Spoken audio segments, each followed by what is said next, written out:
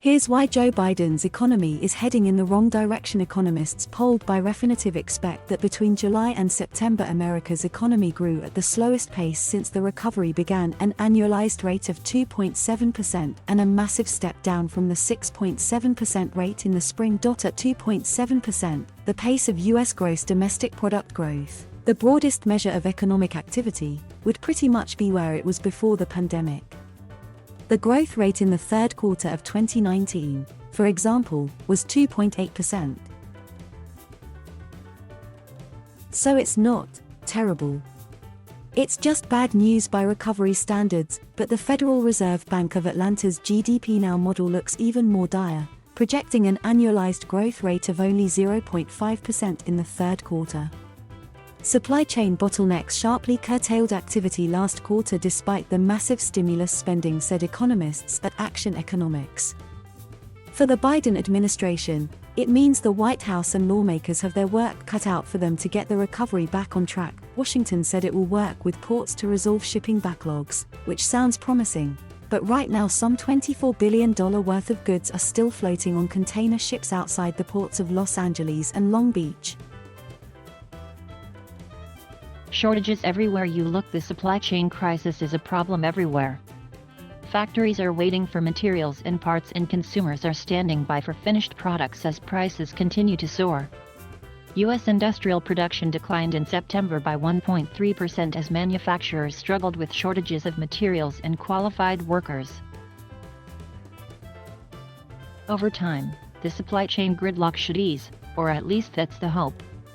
But there is also a labor shortage holding companies back. U.S. job openings spiked to a record 11.1 million in July as companies across sectors were looking for staff to help meet the surge in consumer demand. Restaurants, many of which had to furlough their staffs, have had a hard time getting enough workers back, while manufacturers in particular are complaining of a lack of skilled laborers. America's workers are in hot demand, but many are still struggling with care responsibilities of their own and the risk of contracting the virus.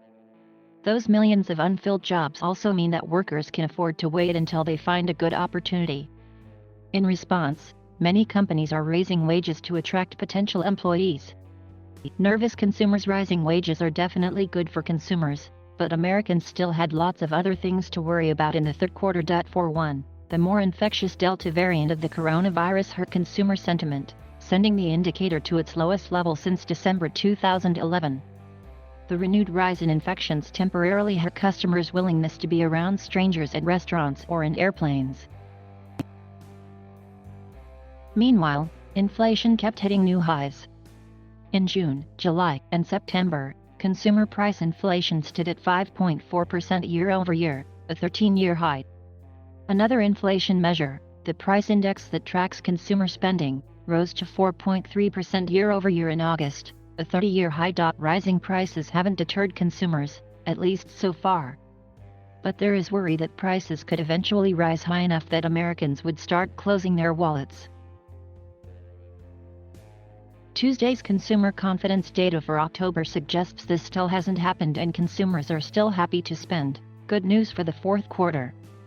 We expect a return to form for the American consumer in the final quarter of the year, said Joe Brusuelas, chief economist at RSM-US. In fact, the hope for a robust holiday shopping season might already have helped with GDP growth in the third quarter. The major catalyst for growth during the third quarter will almost certainly be a strong period of inventory building ahead of the traditional holiday shopping season, Brusuelas said.